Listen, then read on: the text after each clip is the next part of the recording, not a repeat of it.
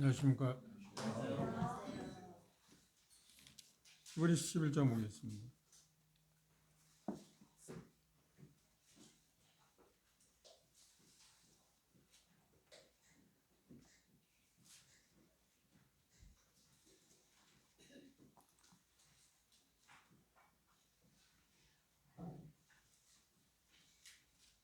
우리 11장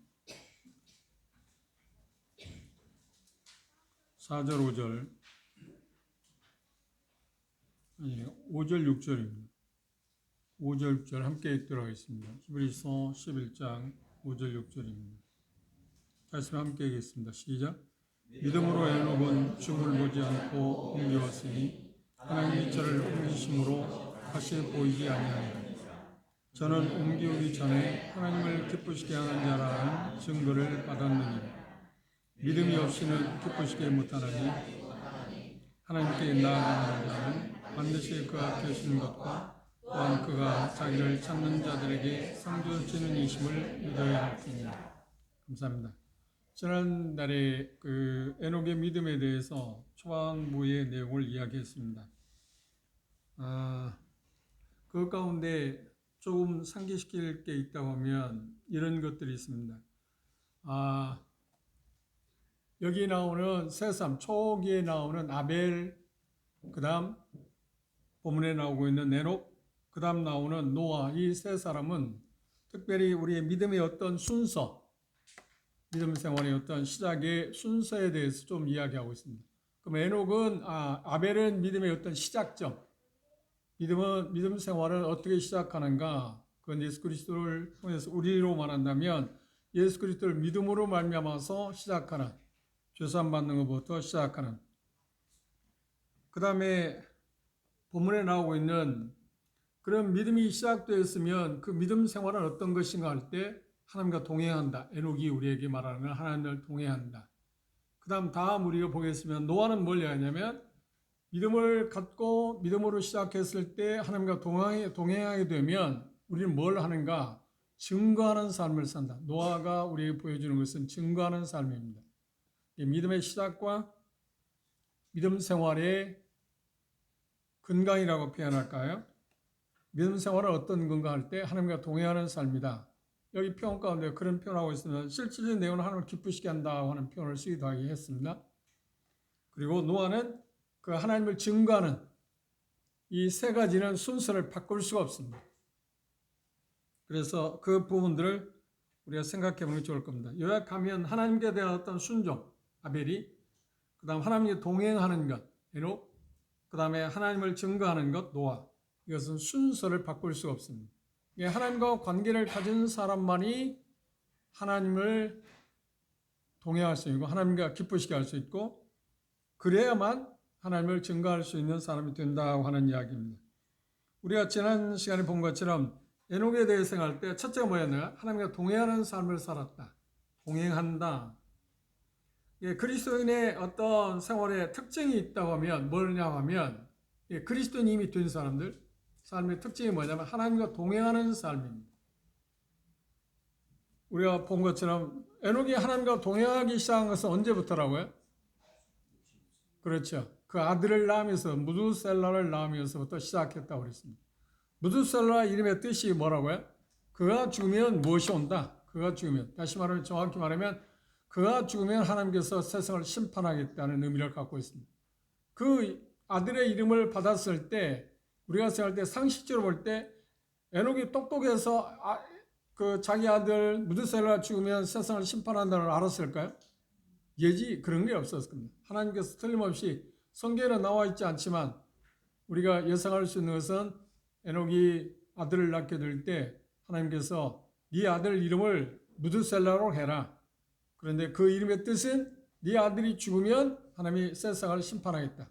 악이 관영하기 때문에 심판하겠다는 그런 의미를 부여했을 것이고 그래서 에녹은 그 믿음으로 역시 하나님께서 믿음의 그 근거는 어디에 있나요? 로마서 10장 16절에 있는 것처럼 말씀을 듣는 데서 그리스도의 말씀을 듣는 데서 믿음이 오기 때문에 그 말씀을 믿는 그 믿음으로 그 아들 이름을 무두셀라라고 했을 거다. 그렇게 추정할 수 있습니다. 성경에 나와 있지 않습니다. 오해하지 말기를 바랍니다. 그래서 에녹은 그 아들이 태어나는 순간부터 그 아들이 살아가는 동안에 자기 아들 무드셀라가 살아가는 가운데 969세 최고로 많이 산 사람이잖아요. 지구상에 태어난 사람 가운데 최고로 많이 산 사람입니다. 오래 산 사람입니다. 근데 그 아들이 960개월이 사는 동안에 여러 가지 시련이 없었겠나요? 시련이 있을 겁니다. 질병도 있었고 여러 가지 있을 겁니다. 어떤 질병으로 해서 유독한 일이 있을 때 에녹은 어떤 생각을 했을까? 얘가 죽으면 뭐가 온다고요? 하나님이 심판한다 하는 생각 때문에 경각심을 갖고 그때부터 하나님과 동행하기 시작했다. 그래서 300년 동안 에녹의 향년이 몇 세라고요? 365세입니다. 아들을 낳았을 때 65세에 낳았으니까 그때부터 시작해서 300년 동안 하나님과 동행했다. 그 전에는 에녹도 당시의 사람들처럼 500년 후에 아니면 그러니까 무드셀라가 정확히 말하면 969세 약 1000년이라는 시간이 흐른 후에 하나님이 심판을 하실 건데 그 시기에 어떤 세상은 어떤 거냐면 하나님의 보기에 악이 관영했다. 악이 관영했다는 말은 꽉 찼다고 하는 말입니다. 오늘날 우리가 살고 있는 시대와 거의 방불합니다. 지금 볼 때 여러 면에서 제가 볼 때 여러분도 공감할 겁니다. 여러 면에서 지금 마지막 때이면 틀림이 없습니다. 그런데 그 시기가 언제냐고 우리는 정확히 말할 수는 없지만 그러나 마지막 때이면 틀림없다. 그걸 부정할 수 없습니다. 모든 사주가 그랬습니다. 세상에 돌아가는 게 지금 정치나 경제나 모든 면에서 그렇게 돌아오고 있다는 것을 우리가 부정할 수 없을 것입니다. 에녹은 그때부터 하나님과 동행했다고 했습니다. 하나님이 동행한다고 하는 말을 뭘 이야기한다고 해? 하나님과 동행한다고 하는 그 의미가 어떤 의미라고 그랬습니까? 그것은 자기 자신의 삶을 하나님께 복종시킨다. 또 하나 뭐라고 했나요? 하나님에 의해서 자기 자신의 삶의 통제를 받는다. 그러니까 하나님의 뜻에 따라서 삶을 살아가는 것. 에녹이 그런 것처럼 우리도 똑같아야 합니다. 하나님과 동행하는 삶은 그런 삶입니다. 그리고 빼놓을 수 없는 것이 아모스 3장 3절에서 우리가 본 것처럼 하나님과 친교, 사귐을 가지면서 삶을 살았다. 얼마 동안? 300년 동안. 우리는 300년 동안 살 사람은 아무도 없습니다. 그렇죠? 뭐 요즘은 100세 시대, 전에는 80세, 90세인데 100세 시대에 올라왔습니다. 그런데 요즘은 또 하는 말이 어때요? 120까지 산다고. 120까지 살아서 뭐 할 겁니까? 여튼 살 수 있는 게 그런 최고 수명이 그 정도까지 사람들이 그렇게 말하지만 보통 평균 수명이 지금 남자가 제가 알기로는 83세, 여자는 85세인가 아마 그 평균 수명이 그런데 생각해봐도 그렇게 산다고 해도 되게 긴 시간 아닌가요? 긴 세월입니다. 그런데 막상 그 시기에 85세나 86세 되면 지나간 세월 보면 짧다고 생각하기 때문에 삶의 길이가 그렇게 길지 않다고 생각할 수도 있습니다. 당사자들은. 그런데 젊어서 80세, 80, 90세 생각하면 캄캄하지 않나요? 그런데 지나고 보면 세월은 그렇게 빠르다 하고 그래서 다윗은 시편에서 종종 뭘 얘기하냐 인생을 말하는데 그림자와 같다. 그림자. 그리고 야고보서는 인생을 뭐라고 하냐 긴 것처럼 보이지만 아침 이슬과 같다. 찰나에 같다. 그리고 다윗은 시편에서 말하냐면 인간의 삶의 길이를 기르면 70, 80이라고 모세는 그렇게 했는데 손바닥 넓이만 하다. 손바닥 넓이가 아무리 넓어도 얼마나 돼? 20cm 되는 사람이 있나요? 손바닥 넓이가? 그렇지 않잖아요. 그러니까 그만큼 짧다고 하는 표현을 이야기해요. 나이는 그렇게 많이 갈지, 세월은 많이 간다고 할지라도 실상은 그렇게 짧다고 하는 이야기를 그런 식으로 시적인 의미에서 표현했습니다. 하나님과 동행한다고 할 때 하나님의 뜻에 맞게 살아간다고 하는 이야기입니다. 하나님과 동행하는 일에 있어서 우리에게 저의 요소는 뭔가? 바꿔 말하면 하나님과 동행하는 일에 대해서 문제가 되는 게 뭘까요? 무엇이 하나님과 동행하는 일을 저해하는 거야? 방해하는 거야? 그렇죠. 그건 죄입니다. 하나님의 뜻에 불복종하는 것. 하나님의 뜻에 불복종하면 우리는 하나님과 동행할 수 없습니다. 그것을 요한일서에서는 요한 사도는 뭐라 하냐? 하나님의 사귐이 있냐 없냐고 하는 이야기를 합니다. 우리가 어둠 가운데 그분은 빛이시기 때문에 우리가 어둠 가운데 있으면 그분과 사귐을 가질 수 없죠. 죄가 우리를 지배하고 있는 한 우리는 하나님과 사귈 수가 없습니다.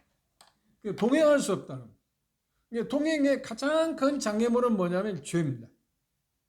그럼 우리가 하나님과 동행하기 위해서 에녹처럼 300년 동안 동행해서 단 몇 시간 아니면 몇 년, 몇십 년 하나님과 동행하는 그런 삶을 살기 위해서 우리가 주의할 게 뭔가요? 계속해서 우리의 삶을 성찰함으로 인해서 죄가 지었을 때, 죄가 떠오를 때마다 하나님의 말씀에 따라서 요한 1서 1장 9절에 있는 것처럼 자백이나 회개를 통해서 우리는 다시 회복하고 또다시 사귐을 갖게 되고, 사귐에 문제가 생겼을 때, 죄가 그걸 방해했을 때 또다시 회개하거나 자백을 통해서 하나님과 사귐을 우리는 지속할 수 있습니다. 그래서 우리가 죄송합니다. 유의할 건 뭐냐면 하나님과 동행하는 것이 어렵다고 생각하지 마십시오. 우리에게 있어 하나님과 동행하는 대단히 쉽습니다. 어떻게? 장애 요소가 있을 때마다 우리는 자백이나 회개를 통해서 다시 원래 상태로 돌아와서 하나님과 동행할 수 있으니까, 그걸 제가 말씀드릴 때 하나님이 우리에게 주신 특별한 은혜의 수단이라고 했어요. 그 은혜의 수단을 우리가 매일 사용함으로 인해서 하나님과 동행하는 일에 있어서 문제가 없습니다. 오늘 지금 당장에 하나님께서 우리에게 주신 특별한 하나님과 동행하는 일의 결격사유인 문제를 해결, 죄의 문제를 해결하기 위해서 하나님이 주신 가운데 뭐냐면, 매주 첫날에 우리가 떡을 떼기 전에, 잔을 마시기 전에 우리 자신을 돌아보고 우리 자신들을 문제가 되는 것들을 자백이나 회개를 통해서 다시 원상태, 깨끗한 순결한 거룩한 상태에서 우리가 떡과 잔에 참여할 수 있게 하는 것처럼, 그 일을 우리는 계속 반복하는 것을 통해서 실상은 하나님과 동행하는 일에서 장애물을 우리는 제거할 수 있다고 그렇게 생각하면 됩니다. 오늘 다시 우리가 생각할 것은 이런 것입니다. 그러면 에녹이 하나님과 동행했을 때 그 결과는 무엇이었나요? 여기 표현 가운데 그렇게 하고 있습니다. 첫째, 옮겨졌다. 그렇죠? 하나님과 동행함으로 말미암아서, 다시 5절 중에 믿음으로 에녹은 죽음을 보지 않고 옮겨왔다. 죽음을 보지 않고 옮겨졌다. 하나님과 동행한 결과가 그거라는 겁니다. 그러니까 에녹은 특별한 케이스입니다. 죽음을 보지 않은 사람이 인간으로 태어나서 딱 두 사람이 있습니다. 누구인가요? 에녹하고 엘리야입니다. 두 사람입니다.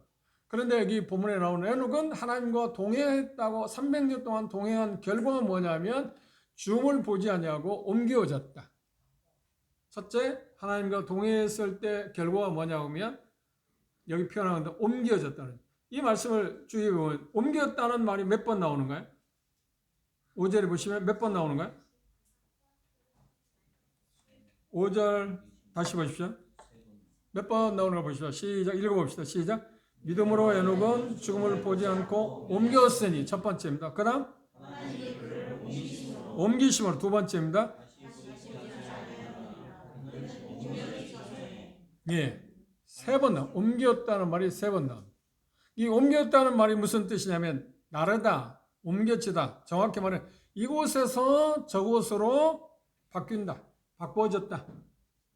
그러면 이 옮겨졌다 올 때 어디서 어디로 옮겨졌다고 하나님 말씀하신가요? 에녹은 이 땅에서 하늘나라.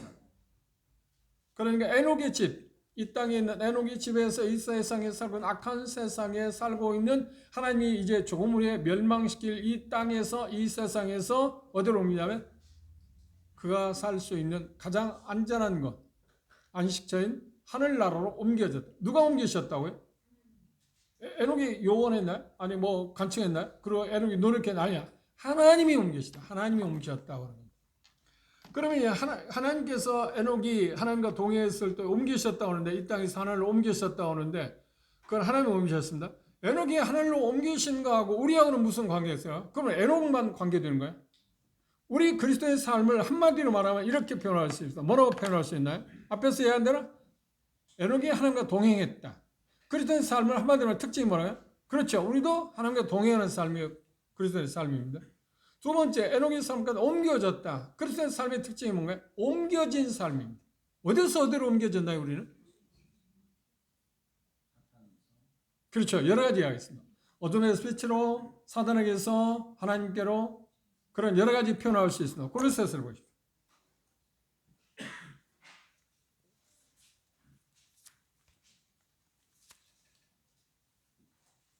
1장 13절입니다.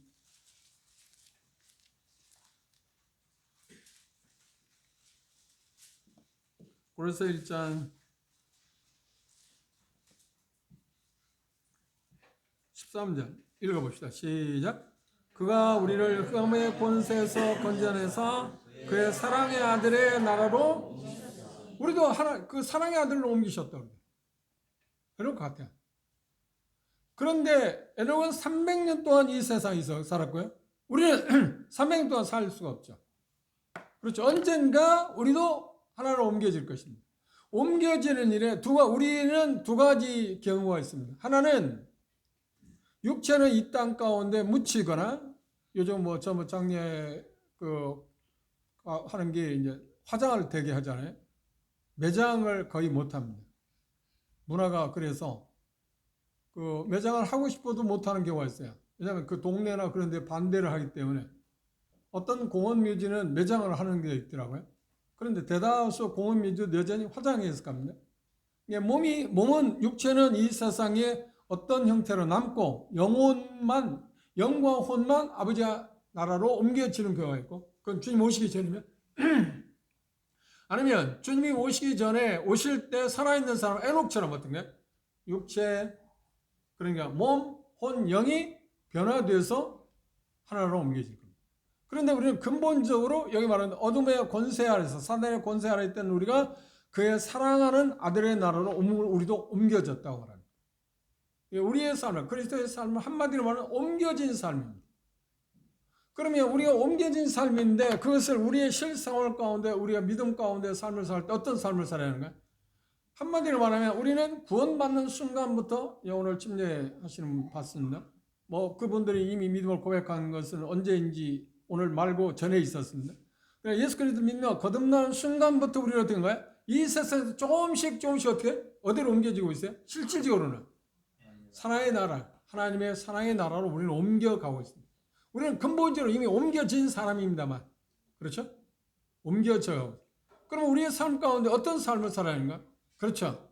이 땅의 것들을 조금씩 버리고, 그리고 그 말을 이 세상을 이기면서 어떻게 해요? 그 나라를 향해서 우리는 나아가는 삶이다. 그게 뭐라고요? 그게 바로 그리스도인의 삶이라고 말할 수 있습니다. 그런데 이 표현 가운데 그랬습니다. 옮겨졌는데 어떻게 옮겨졌냐고 하면 죽음을 맛보네. 보지 않고 그랬습니다. 보지 않는다는 말은 맛보거나 어떤 체험한다는 뜻이죠. 그러니까 그 말은 뭐냐면 에녹은 죽음을 경험하지 않았다. 체험하지 않았다. 그리고 그의 멋과 멋이 같이 올라갔다. 몸도, 육체도, 혼도, 영혼도 올라갔습니다. 그렇죠? 그걸 이야기했습니다. 그런데 거기에서 우리가 그 에녹이 옮겨졌다는 사실에서 우리가 알 수 있는 놀라운 진리가 하나 있는데, 여러 가지가 있는데, 그 중에 하나가 뭐냐면, 죽으면 끝이 아니다. 죽으면 끝이 아니다는 거예요. 에녹이 지금 그걸 증명하고 있죠. 죽으면 끝이면 어디로 옮겨져요? 그렇죠? 죽으면 끝이잖아요? 근데 에녹은 죽지 않고 옮겨졌다는 하나님께서 옮겨놨다. 어디로 옮겨졌다? 하나님이 사랑하는 그 나라로 옮겨졌다. 죽음이 끝이 아니다는 것을 에녹의 사건을 통해서는 분명하게 볼 수 있어요. 그리고 또 하나, 에녹이 옮겨졌다는 것을 우리가 알 수 있는 진리 가운데 어떤 게 있나요? 이 세상이 끝이 아니다. 이 세상에서 우리가 죽음을 경험할 수도 있습니다. 예수님이 더디 오신다고 하면.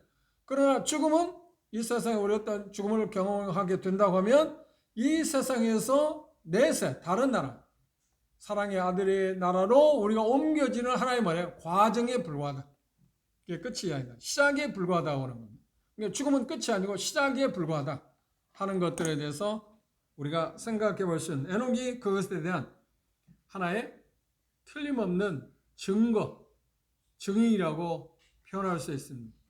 우리는 예수 그리스도의 부활의 능력으로 말미암아서 이제 계속해서 이 세상에서 사랑의 아들로 옮겨지는 삶을 우리는 지금 실질적으로 삶을 살아내야 합니다. 그 삶의 내용을 요약하면 뭐라고 하나요? 하나님을 기쁘시게 한다 그랬습니다. 그런데 에녹이 여기 보면 하나님과 동행한 결과 첫째 죽음을 맛보지 않냐고 옮겨졌다 그랬어요. 두 번째 뭐냐면 하나님을 기쁘시게 하는 삶을 살았다. 하나님을 동행하게 된다고 하면 그 결과가 어떤 거냐 하면 하나님을 기쁘시게 하는 삶이라고 말합니다.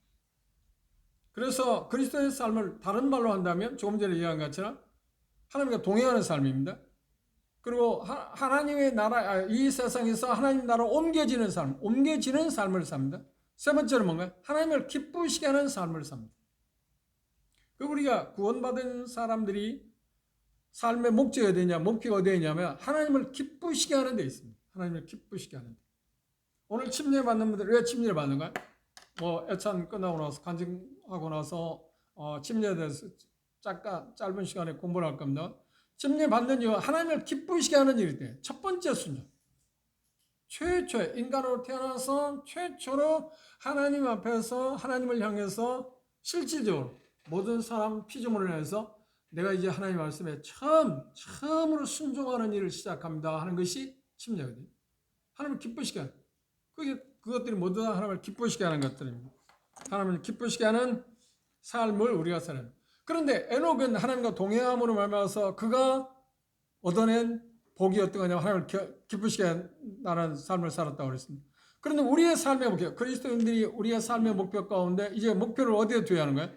우리가 이 땅에 사는 동안 에녹처럼 우리가 죽음이 닥치든 아니면 그분이 오셔서 다시 그날에 가든 간에 이 땅에 사는 동안에 남겨야 할 족적이 뭔가요? 하나님을 기쁘시게 했다는 증거를 우리가 얻어야 해요. 그것이 우리의 삶의 이 세상의 흔적입니다. 너는 이 세상에서 나를 기쁘게 했다. 하나님을 기쁘시게 했다는 증거를 우리는 얻기 위해서 이 세상에서 우리에서.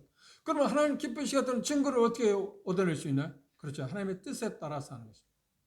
하나님의 말씀을 듣고 그 말씀에 따라서 복종하고 순종하는 것입니다.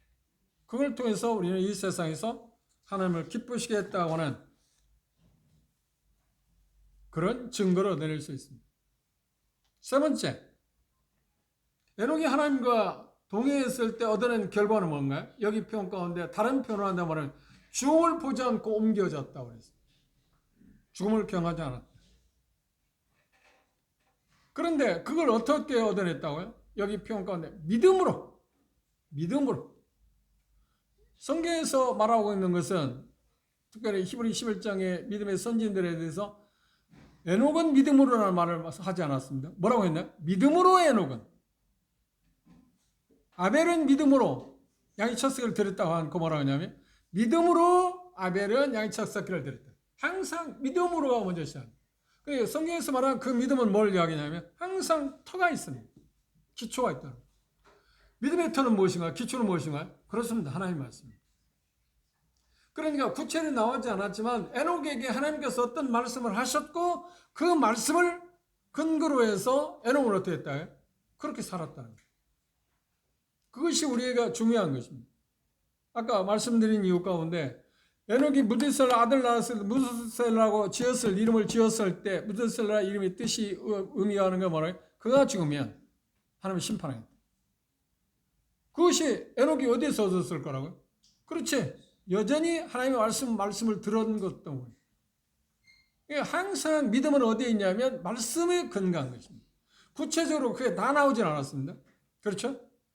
우리가 아벨에 대해서 생각했지만 하나님께서 아벨에게 네가 나한테 가까이 하기 위해서는 양의 첫 새끼를 드려야 한다. 그런 말씀한 일 있나? 그런 말씀이 없어요. 그런데 뭐라고 이야기하냐면 믿음으로 아벨은 양의 첫 새끼를 드렸다. 가인은 믿음으로라고는 말이 빠졌잖아요. 그렇죠?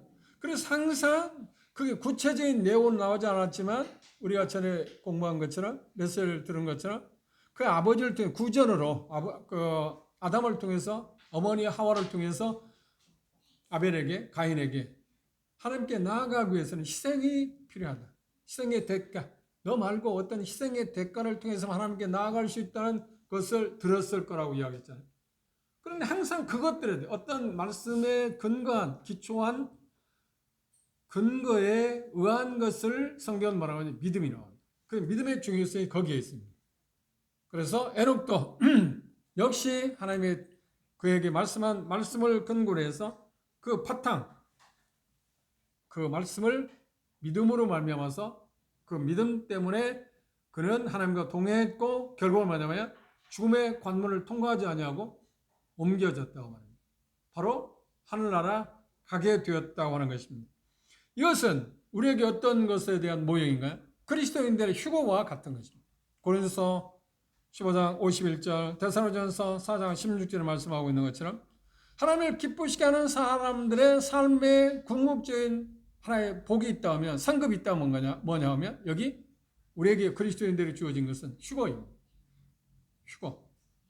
그것은 그것 때문에 우리들이 어떻게 삶을 사느냐 상관없이 우리가 기대하는 바는 뭐냐. 저도 그렇고 여러분도 그랬습니다. 오늘 모진행제도 사회보면서 그런 이야기를 했습니다만 내가 살아서 그분이 오셨으면 그 휴거 되기를 원해요. 그건 뭐라는 거야? 에녹과 똑같은 경험을 하고 싶은 거야. 그렇죠. 에녹의 경험은 죽음을 맛보지 않고 하나님 옮기신 거.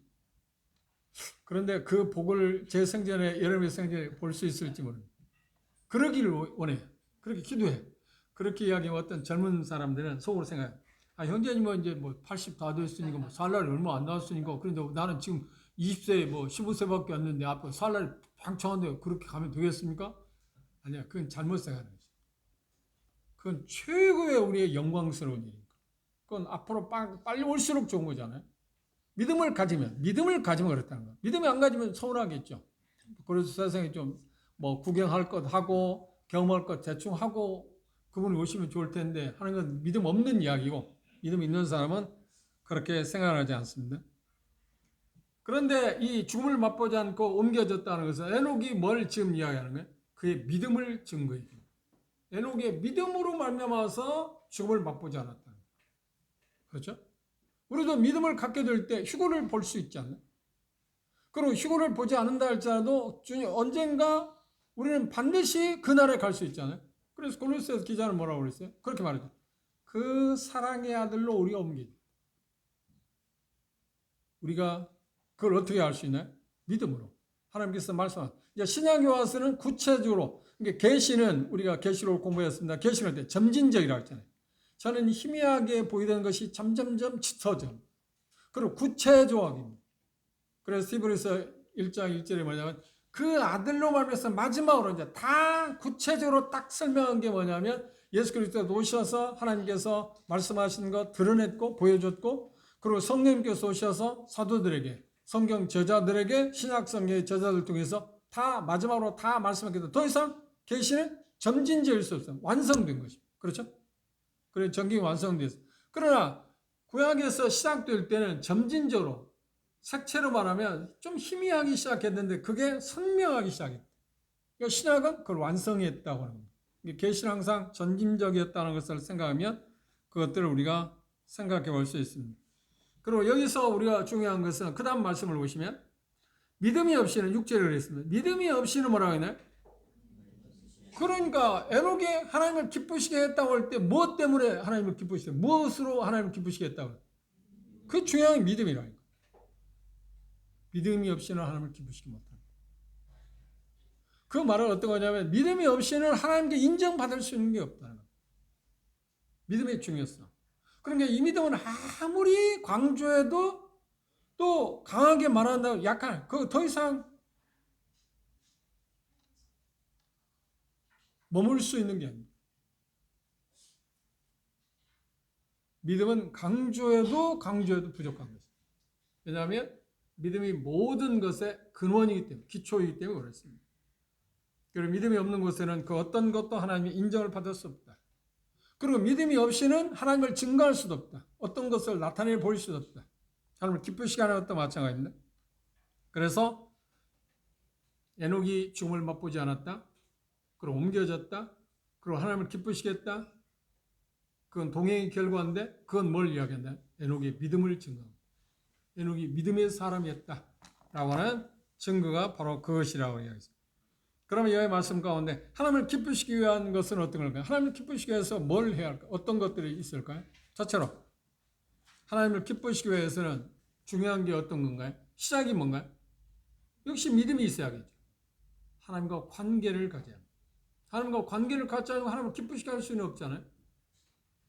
우리는 말하면 시작에서 말하면 구원을 받는 거듭나는 것을 통해서 우리는 드디어 시작할 수 있다. 하나님을 기쁘시게 하는 일을 시작하는 겁니다. 좀 전에 말씀드렸죠. 침례는 뭔가요? 그것은 구체적인 첫 번째 일입니다. 하나님을 가장 기쁘시게 하는 일 가운데 인생에서 처음 일이 뭐냐면 침례 받는 일. 왜냐 그것이 구원받은 이후에 첫 번째 해야 할 일이에요. 순종해야 할 일이에요. 대사서 어떤 사람들은 그러면 구원받았으니까 되지 뭐 침례까지 받아야 합니까? 하는 사람이 있는데 아니에요. 그러면 침례를 안 받았으면 하나님을 기쁘시게 하는 첫 번째 일을 시작하지 않았기 때문에 그 다음 일을 할 수가 없잖아요. 계단으로 말하면 첫 번째 계단 없이 어떻게 두 번째, 세 번째 계단을 밟아갈 수 있어요? 첫 번째 계단이 뭐라고요? 침례. 그리고 그것이 침례 중요성이 거기에 있어요. 단 중요합니다. 우리 침례 받았다는 말은 뭔가요? 하나님을 기쁘시게 하는 일의 첫 번째 계단을 밟았다는 말입니다. 그것에 대한 즐거움을 우리가 누리는 게 대단히 필요하다고 할 수 있습니다. 그리고 또 하나 우리가 하나님을 기쁘시게 하기 위해서는 뭐냐면 하나님의 뜻에 부합해야겠죠. 아모스 3장 3절에 말해서 두 사람이 의합지 못하고 뜻이 같지 않고 같은 생각을 품지 않고 같은 목표를 갖지 않고 어떻게 같이 가겠느냐. 동행하기 위해서는 어쩔 수 없잖아요. 하나님을 기쁘시게 위해서는 하나님을 동행해야만 하나님을 기쁘시게 한다고 그랬잖아요. 그러기 위해서는 당연히 하나님의 뜻에 부합해야 한다. 같아야 한다. 하나님이 바라보는 것을 나도 바라보고 하나님이 멈추라는 것을 나도 멈춰야 하고 그렇죠? 하나님이 소중하게 여기는 건 나도 소중하게 여기고 하나님이 이걸 하잘 거 없는 거야 보잘 거 없는 거야 가치 없는 거야 하면 나도 여전히 가치 없는 걸 생각하고 그래야만 하나님과 동행할 수 있잖아. 하나님이 이게 가치 있는 거야 그걸 바라보라고 하는데 하찮은 걸 우리가 주시한다는데 바라본다면 어떻게 해? 하나님과 동행할 수 없잖아. 시선이 다르니까.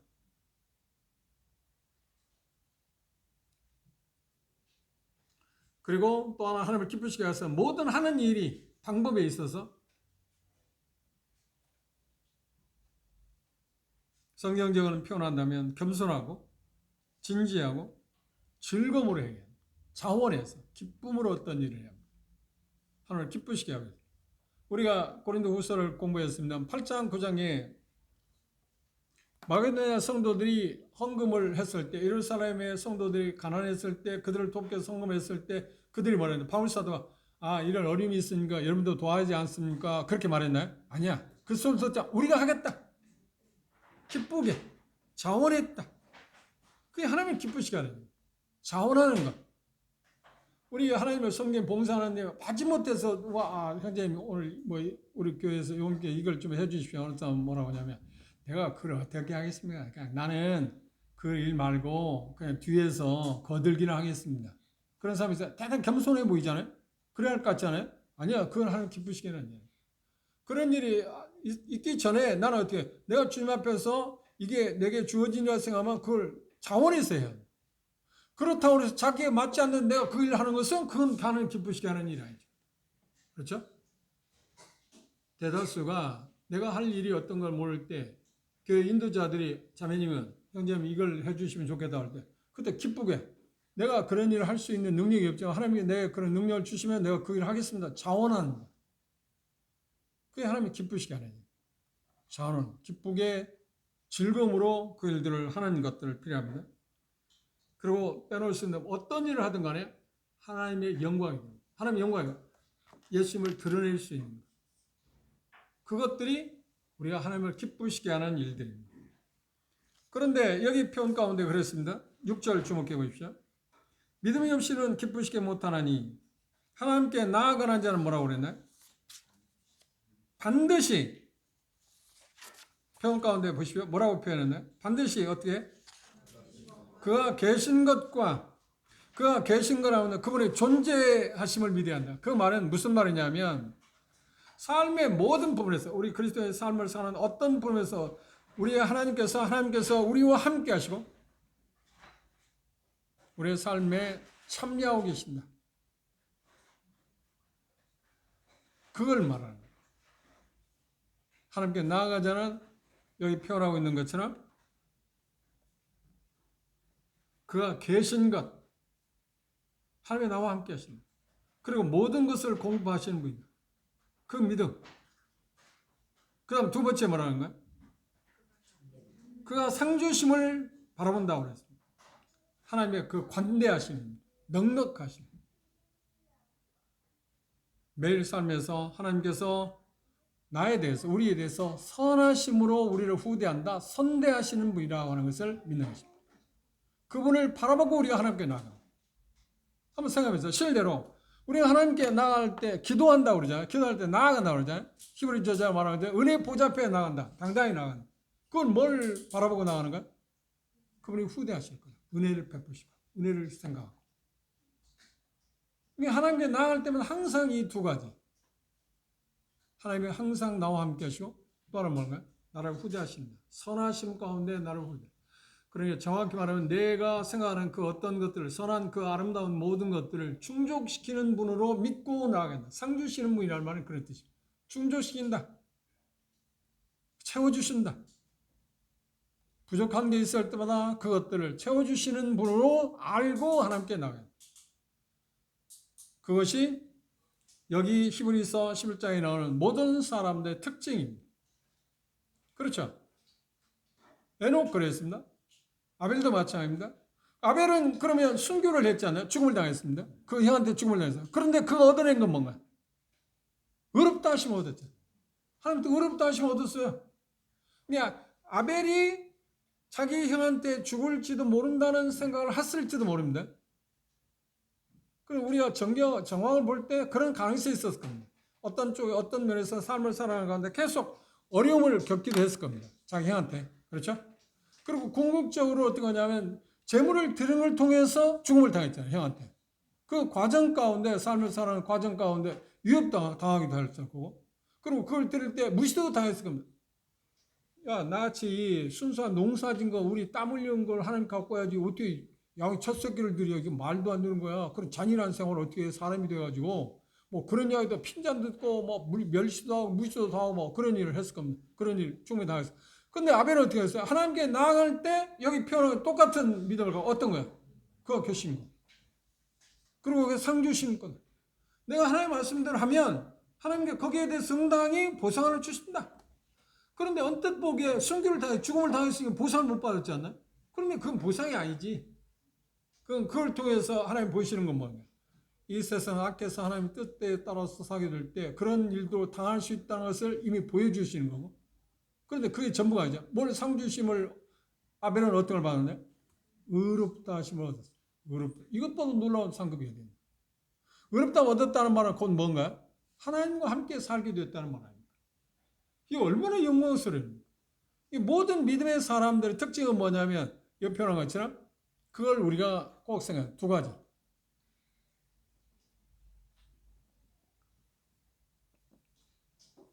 그가 계신 것, 우리와 함께 하신다. 살아계시고 함께 하신다.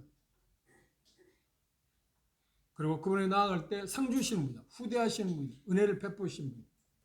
이걸 믿고 우리가 하나님께 계속 나아가요. 그러면 정리합시다. 그리스도의 삶은 에녹과 그런 5장, 5절, 6절을 보면 정리해 봅시다. 하나님을 믿는 그리스도의 삶을 한마디로 말하면 첫 번째 뭐라고 했나요? 하나님과 동행하는 삶입니다. 그 다음 두 번째 뭐라는가요? 그렇죠. 하나님을 기쁘시게 한다고 하는 것도 옮겨지는 삶, 옮겨진 삶. 그 다음에 뭔가요? 하나님을 기쁘시게 하는 삶이라고 했습니다. 그 다음 또 뭔가요? 하나님 여기 표현하고 있는 것처럼 5절에서 6절에서 표현하고 있는 것처럼 하나님께 나아가는 데는 반드시 그가 계신 것을 신뢰하는 삶. 하나님 나와 함께 하시다. 또 하나는 뭔가요? 그분이 나갈 때 상 주시는 분이다. 우리를 훈대하시고 은혜를 베푸시는 분이다. 그 하나님을 에녹은 믿었고 그 하나님을 우리도 믿습니다. 우리의 삶 가운데서 가장 중요한 에녹을 통해서 우리가 기억해야 할 건 뭐냐면 이 땅에 사는 동안 나도 여러분도 동일하게 뭘 얻어내야 한다고요? 하나님을 기쁘시게 했다고는 증거를 우리도 가져야 돼요. 이 삶의 목표. 내 자신의 삶의 목표도. 그런데 그건 다양한 겁니다. 에녹처럼 어떤 특별한 걸 해야 한다는 건 아니잖아요. 그러니까 나는 나대로, 여러분 나름대로 하나님의 말씀을 통해서 내가 하나님을 기쁘시게 할 수 있는 게 뭔가를 생각해. 그런데 그게 뭔가? 멀리가요? 아니, 가까이 있어요. 그러니까 그게 무거운 거야? 우리가 할 수 없는 것들, 아니, 할 수 있는 것들을 쓰도록 하자. 다른 형제 자매들을 기도하는 거? 그거 하나님 기쁘시게 하는 일 아닌가? 구도자를 위해서 기도하는 거? 그리고 어떤 형제 자매가 어려움을 당할 때 함께 하는 거? 기도하거나 물질을 돕고 격려하고 따뜻한 말 한마디 걷는 거. 그것 모두가 참 사소한 것이잖아요. 그런데 그거 모두가 돼요. 하나님 기쁘시게 하는 거라니까. 그리고 총체적으로 우리의 삶의 목표는 이제 어디에 맞춰야 한다?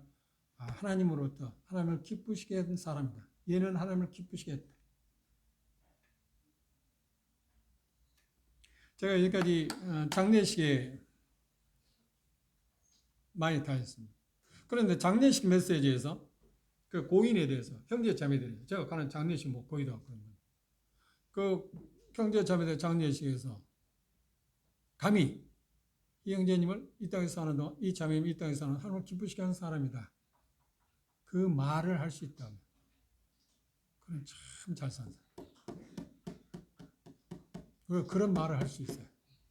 다른 형제자매의 소천시켜서 어떻게 됐든 그 거대한 걸 했기 때문에 하나님 기쁘시게 하는 사람이라고 말하지 않을지라도 그렇지 않나요? 더군다나 내가 주님이 오시기 전에 죽음을 많이 당한다 하면 조문한 많은 형제자매들이 나를 아는 사람들 이 사람은 이 형제는 이 땅에서 사는 참 하나님을 기쁘시게 하는 삶을 사는 사람입니다. 하나님을 기쁘시게 하는 삶을 여러분들이 저를 만일에 제가 먼저 세상을 떠나고 제 장례식에 만일 와서 조문할 때 형제님은 하나님을 기쁘시게 하는 삶을 산 사람입니다. 그러면 듣는 사람이 뭘 통해서 하나님을 기쁘시게 했는데 그럼 여러분 뭐라고 대답하겠어요? 그런 것들 쉽게 말하면 그렇죠. 그것들이 내게 주어진 은사들을 활용하는 거죠. 그 다양한. 그래서 우리는 어떤 품목을 하면 어떤 몇 가지 품목을 통해서 우리는 반드시 하나님을 기쁘시겠다는 말을 들을 수 있어요. 소극적인 면에서. 그러나 적극적으로 더 광대하게 볼 때는 어떻게? 이 사람을 딱 총체적으로 볼 때, 이분은 이 형제님, 이 자매님은 정말 하나님을 기쁘시게 하는 삶을 살았다. 그 증거를 얻기 위해서 이제 오늘부터 삽시다. 그쪽에 마음을 기울이고 살아갑시다. 그렇죠? 이것부터 영광스러운 겁니다. 하나님이 우리에게 말씀하신 거예요. 너는 이 세상에 살면 나를 기쁘게 하는 사람이야. 우리 인간관계에서 서로가 서로에 대해서 볼 때, 그걸 우리는 이제 반갑다, 뭐 그런 표현을 합니다.